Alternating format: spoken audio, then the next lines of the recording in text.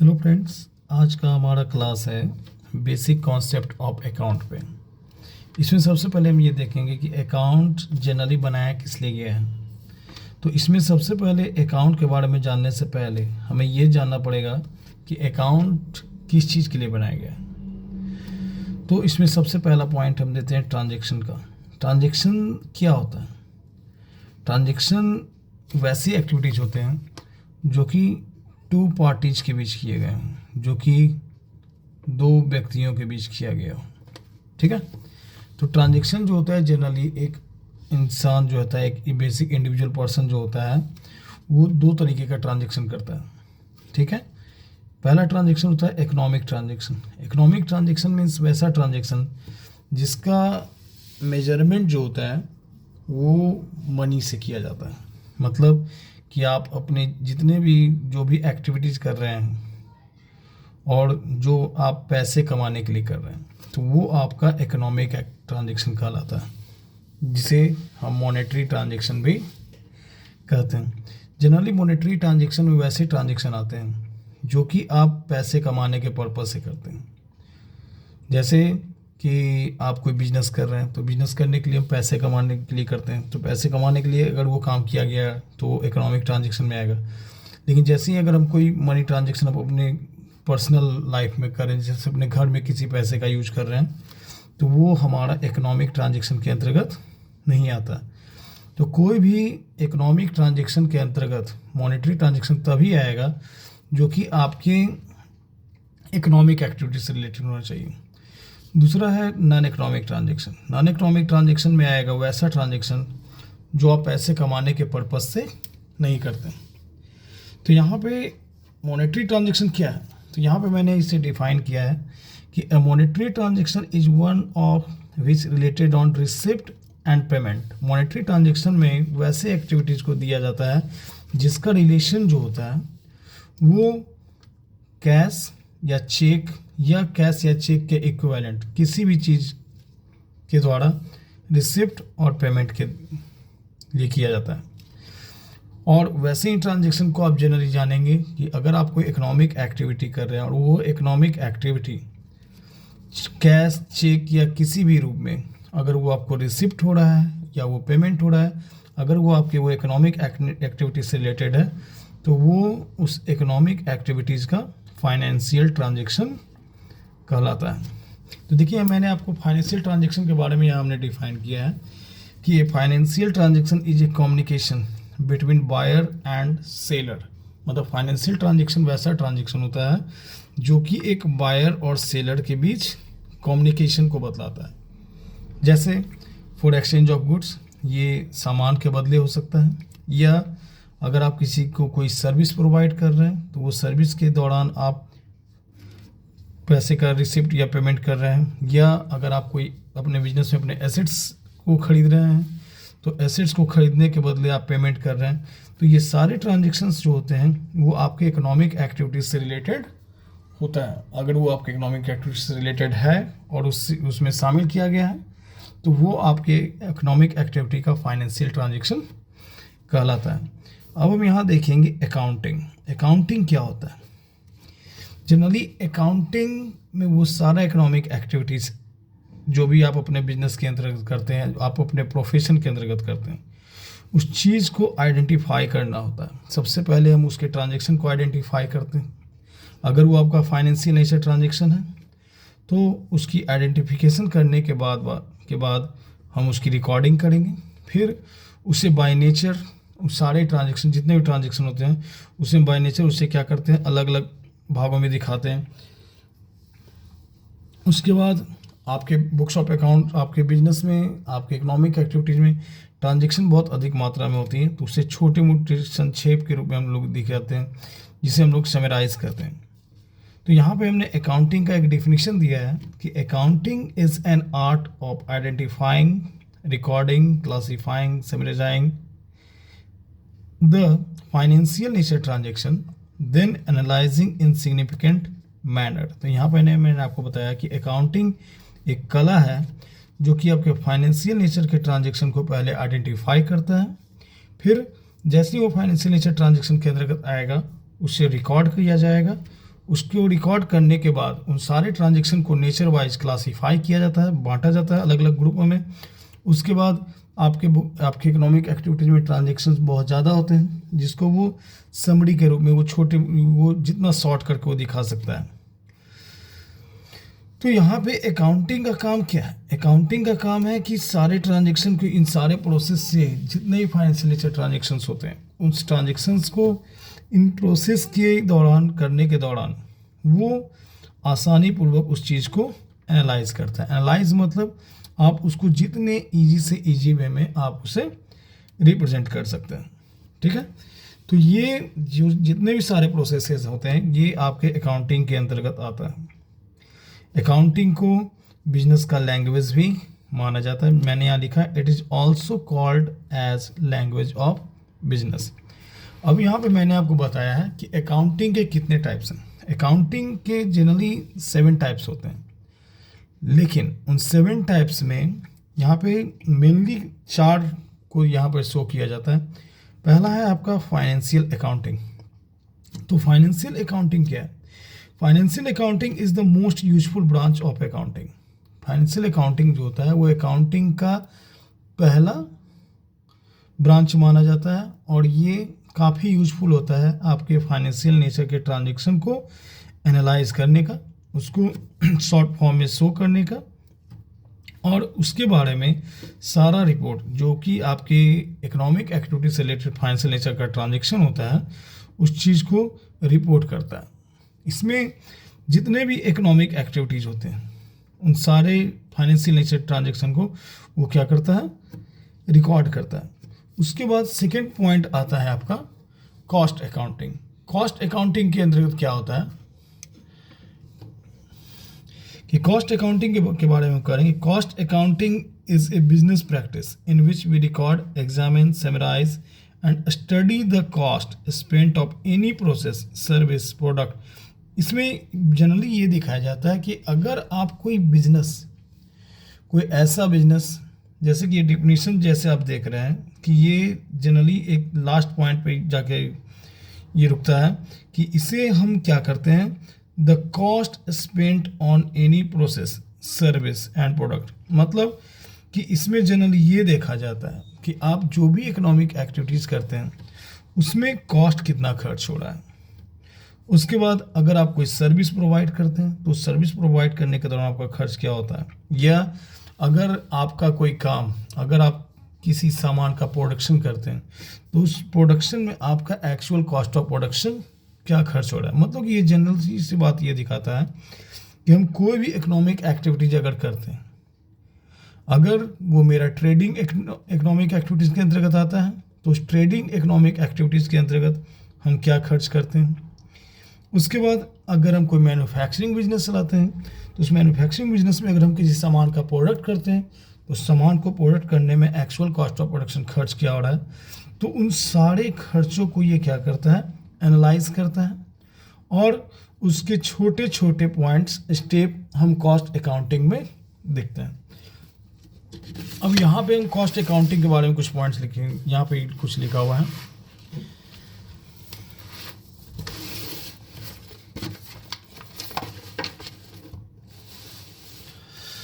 कि मैंने cost account लिखा है, this helps the organisation in cost control.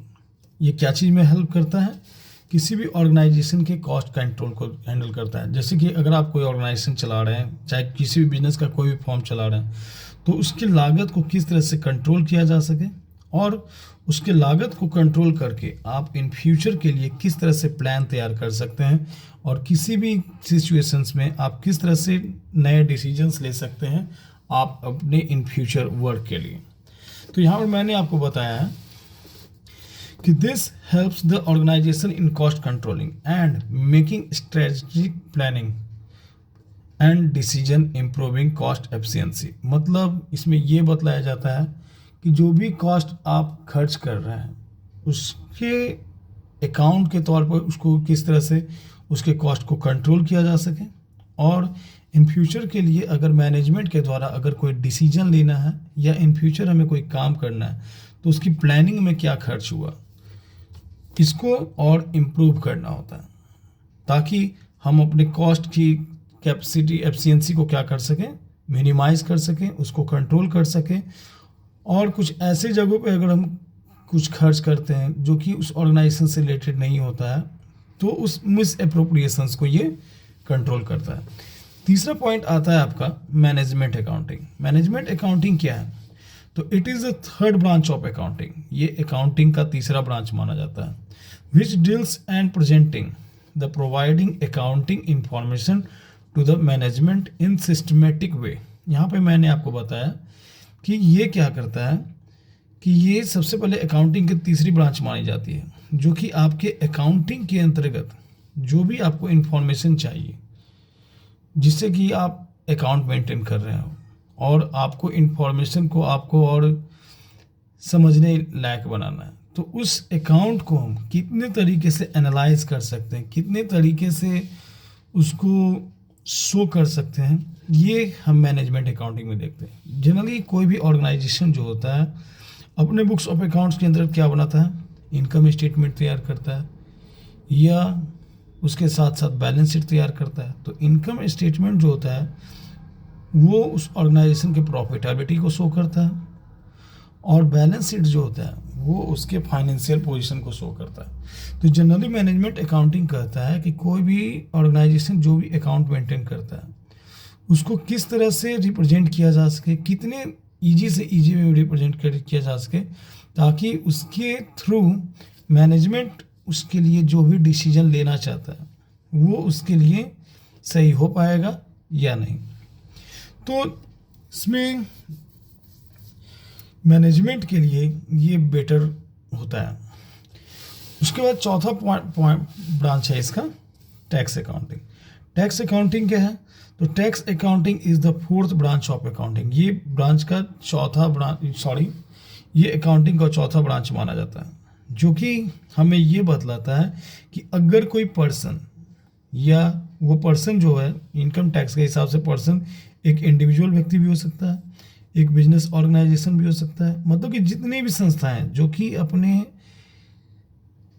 Income को शो करती है वो इनकम को किस तरह से शो किया जाता है वो हम टैक्स अकाउंटिंग के जरिए देखते हैं, जिसमें कि दिखाया जाता है कि कोई भी एक इंडिविजुअल पर्सन या कोई भी ऑर्गेनाइजेशन जो भी अपना इकोनॉमिक एक्टिविटी कर रहा है, जो भी अपनी प्रॉफिटेबिलिटी को शो कर रहा है, तो उस प्रॉफिटेबिलिटी को किस तरह से वो एज ए गवर्नमेंट के सामने रख सकें ताकि वो अपने टैक्सेबल इनकम को शो कर सकें।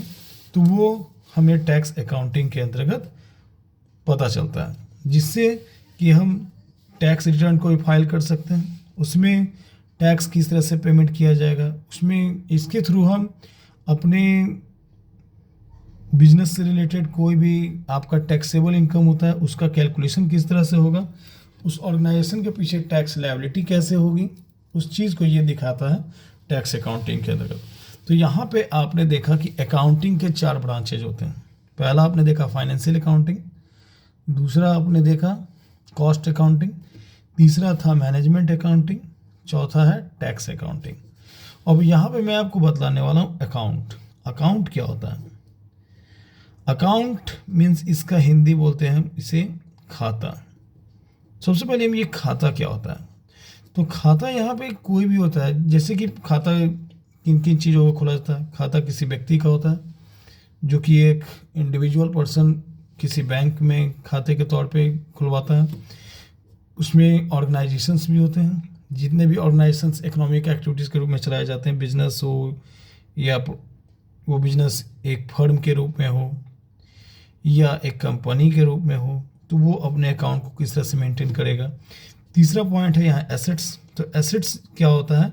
एसेट्स जिसको आप मॉनेटरी फॉर्म में एक्सप्रेस कर सकते हैं, वो हर एक चीज़ एसेट्स कहलाता है। जैसे इसमें कोई भी एवरीथिंग्स आएगा, जैसे कोई भी आपके पास मूवेबल एसेट्स हो या इमूवेबल एसेट्स हो जिसका आप मेजरमेंट मनी के साथ कर सकते हैं, तो वो एसेट्स कहलाता है।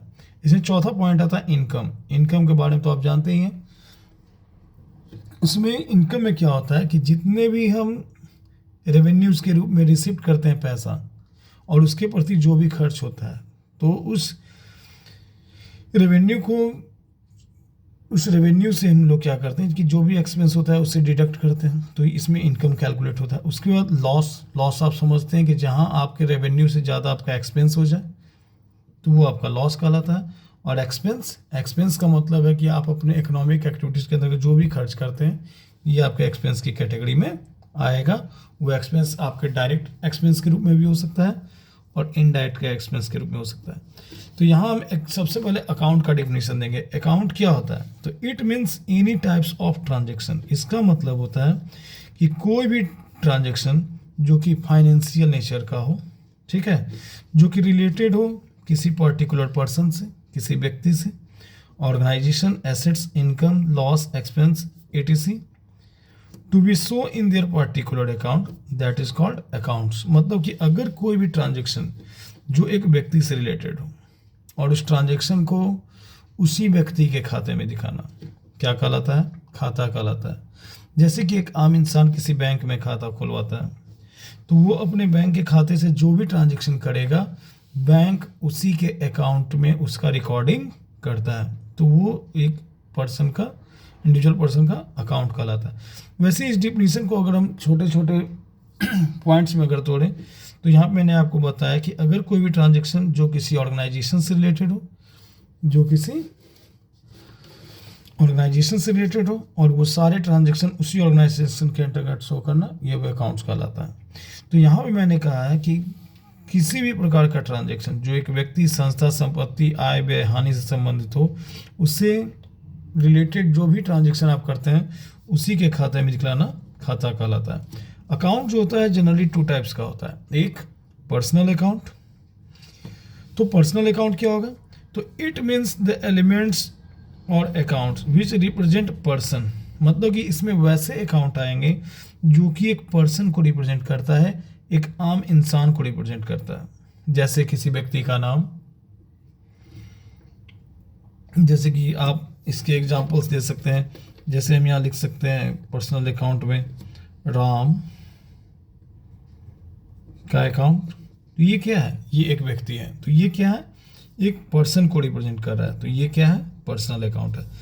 उसके बाद एंड ऑर्गेनाइजेशन। ऑर्गेनाइजेशन में क्या आएगा? कोई भी एसोसिएशन ऑफ पर्सन, जैसे कोई व्यक्ति का समूह, जैसे बैंक, स्कूल, कंपनी, कॉलेज, ये सब क्या है? ये सभी एक ऑर्गेनाइजेशन आते हैं। तो पर्सनल अकाउंट में वैसे अकाउंट जो कि एक व्यक्ति से संबंधित हो, जो कि एक ऑर्गेनाइजेशन से रिलेटेड हो, ठीक है, तो इनके अंदर जो भी खाते आते हैं वो क्या कहलाता है? पर्सनल अकाउंट कहलाता है। उसके बाद हम यहाँ देख रहे हैं कि पर्सनल अकाउंट जो होता है इट इज बेसिकली 3 टाइप्स। इसके 3 प्रकार होते हैं। First, natural personal account. Second, artificial personal account. And third, representative personal account. Natural personal account में क्या आएगा? नेचुरल पर्सनल अकाउंट में एक इंडिविजुअल आएगा, एक आम इंसान। इसमें किसी व्यक्ति को आप रिप्रेजेंट करता है। जैसे ये व्यक्ति मेल भी हो सकता है, फीमेल भी हो सकता है। तो हमने लिखा है नेचुरल पर्सनल अकाउंट में कि ये natural personal account represent human being. एक नेचुरल पर्सनल अकाउंट जो कि एक व्यक्ति को रिप्रेजेंट करेगा। जैसे बिजनेस में व्यक्ति, बिजनेस का मालिक बिजनेस में क्या लगाता है? कैपिटल लगाता है। तो कैपिटल क्या चीज़ को बता रहा है? कि कैपिटल बिजनेस के ऑनर के द्वारा लगाया जाता है, तो ये पर्सन को रिप्रेजेंट कर रहा है। तो ये कैपिटल भी किस में आएगा? नेचुरल पर्सनल अकाउंट में आएगा। जैसे किसी व्यक्ति का नाम सौरभ अकाउंट, श्वेता अकाउंट, तो ये भी क्या है? ये भी एक आम इंसान, कोई मेल पर्सन है, कोई फीमेल पर्सन है, तो ये सभी के सभी इंडिविजुअल पर्सनल अकाउंट में आएगा। जैसे ड्राविंग अकाउंट। ड्राविंग क्या होता है? ड्राविंग होता है कि जब बिजनेस का मालिक बिजनेस से अपने पर्सनल यूज़ के लिए पैसा या कोई सामान विड्रॉ करता है, उसे हम ड्राविंग कहते हैं। तो ड्राविंग किसे रिप्रेजेंट करता है? ऑनर को रिप्रेजेंट करता है। तो ऑनर क्या है? एक ह्यूमन पर्सन है। तो ये भी क्या है? एक नेचुरल पर्सनल अकाउंट में आएगा। जैसे आप यहाँ पर हमने आपको और कुछ एग्जांपल दिया है। जैसे डेटर। डेटर मीन्स क्या होता है? जो भी आपके बिजनेस का ऑन क्रेडिट कस्टमर हो तो उसे हम डेटर कहते हैं। उसके बाद आया क्रेडिटर। क्रेडिटर में होता है जैसे ऑन क्रेडिट सप्लायर, जो आपके बिजनेस को क्या करता है? सामान सप्लाई करता है। तो नेचुरल पर्सनल अकाउंट में देखा कि जो भी एक ह्यूमन बीइंग को रिप्रेजेंट कर रहा हो, एक आम इंसान को रिप्रेजेंट कर रहा हो, तो ये आपका नेचुरल पर्सनल अकाउंट में आएगा। सेकंड है आपका artificial personal account. Artificial personal account जो होता है ये बेसिकली रिप्रेजेंट करता है एक एसोसिएशन ऑफ पर्सन को, एक bodies. It represents bodies which are not human being act as separate legal entity, जो कि एक सेपरेट अस्तित्व पे काम करता है अकॉर्डिंग बाय लॉ। जैसे हॉस्पिटल में क्या होता है, बहुत सारे व्यक्तियों की संख्या होती है जो एक काम को करते हैं, जो जिनका एक कॉमन पर्पस होता है। बैंक में भी आप देखते हैं कि बैंक का काम बहुत सारे लोग व्यक्तियों के द्वारा किया जाता है। तो ये भी एक क्या है, ये एक एंटिटी है। स्कूल, कंपनी, पार्टनरशिप, तो ये सब जितने भी होंगे ये आपके आर्टिफिशियल पर्सनल में आएंगे। तीसरा पॉइंट आता है रिप्रेजेंटेटिव पर्सनल अकाउंट में। इसमें मैंने आपको क्या बताया कि when the expenses become outstanding, जैसे बिजनेस का कोई भी खर्च अगर आपका बकाया है या बिजनेस के किसी भी खर्च के अकाउंट में आपने साथ में एज ए सफिक्स के रूप में या प्रीफिक्स के रूप में आपने आउटस्टैंडिंग को यूज कर लिया या प्रीपेड को यूज कर लिया, तो जैसे ही किसी भी खर्च में अगर आप आउटस्टैंडिंग या प्रीपेड को ऐड करोगे तो वो रिप्रेजेंटेटिव पर्सनल अकाउंट कहलाता है। या जैसे ही इनकम में आप एक्रूड या अनएक्रूड को ऐड करोगे तो वो आपका रिप्रेजेंटेटिव पर्सनल अकाउंट कहलाएगा। फॉर एग्जाम्पल,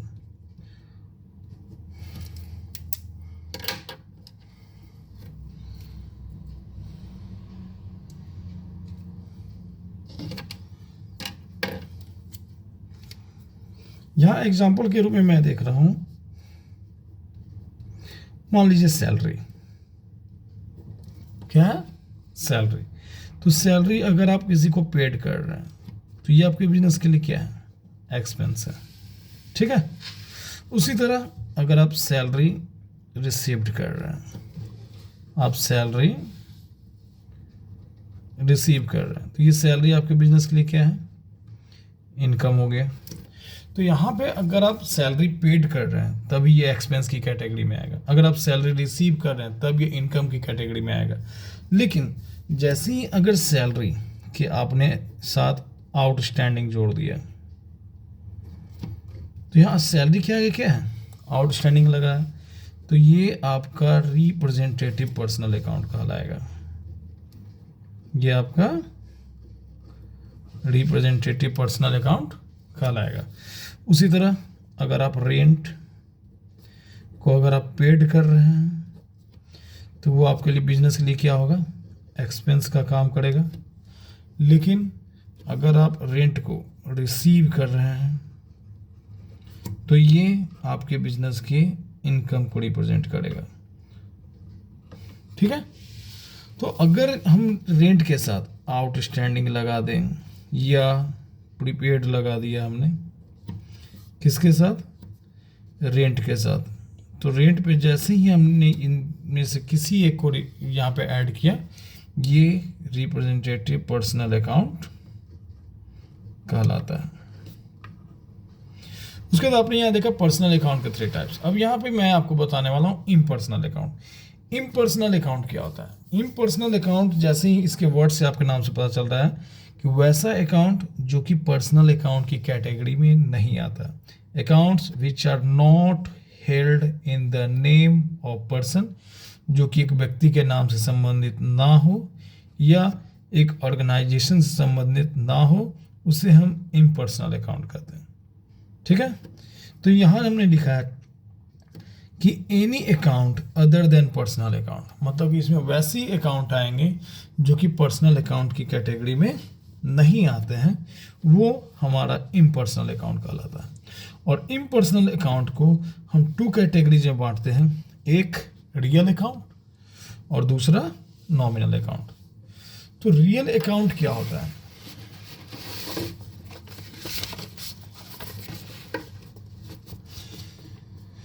देखिए impersonal accounts are 2 types. Impersonal account जो होता है 2 तरह का होता है। पहला आपका है रियल अकाउंट। तो रियल अकाउंट क्या होता है, तो it includes all types of assets everything's, मतलब कि इसके अंतर्गत हम कोई भी संपत्ति या किसी भी सामान को लाते हैं, ठीक है। Which express in terms of money, जिसका एक मनी वैल्यू हो। जैसे for example land, land means क्या होता है, जमीन। बिल्डिंग, प्लांट, मशीन, etc, ठीक है। तो इसमें और भी आप दे सकते हैं, for example cash, stock, debtor. मैंने यहाँ इसके कुछ और भी एग्जांपल्स दे दिए, ठीक है। अब यहाँ तीसरा जो आता है, तीसरे में आता है आपका नॉमिनल अकाउंट। तो नॉमिनल अकाउंट में क्या होता है, तो नॉमिनल अकाउंट के बारे में कहता है it includes all types of expense,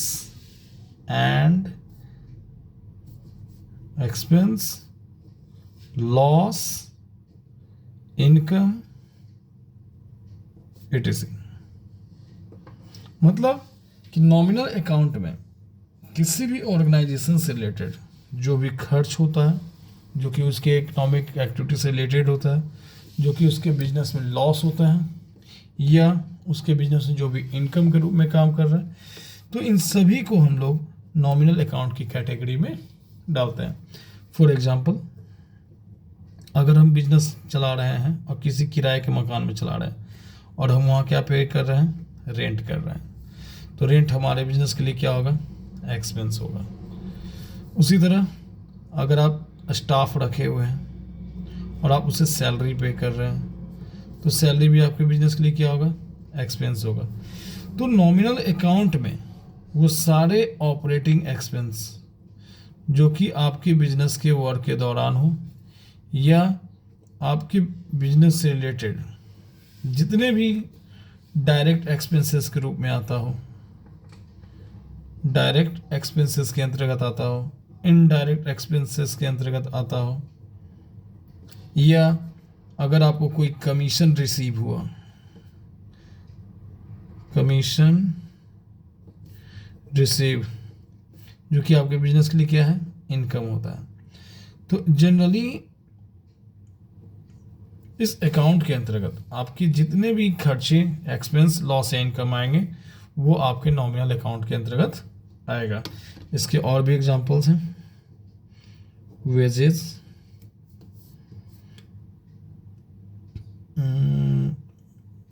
electric charges,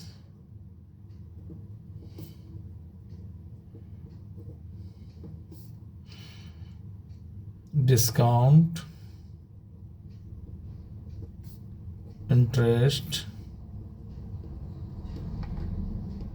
etc। तो यहाँ पे आपने देखा अकाउंट्स के 3 types, personal account, real account और तीसरा नॉमिनल अकाउंट। अब इनके गोल्डन रूल्स आप जानना है, गोल्डन रूल्स जिसके हेल्प से हम लोग इसके आगे के चैप्टर्स जर्नल को देखेंगे जिसके अंदर उसकी रिकॉर्डिंग की जाती है। तो सबसे पहला पॉइंट है इसका,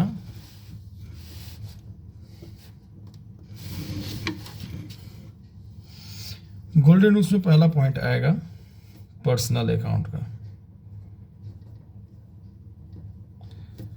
पर्सनल अकाउंट का पहला रूल, गोल्डन रूल होता है debit the receiver,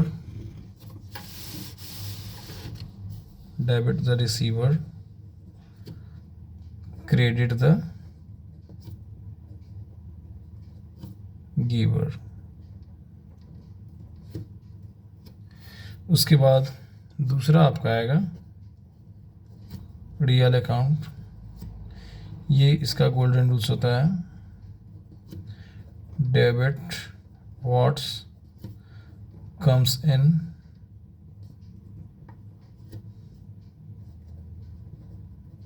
credit what's goes out. तीसरा आपका आएगा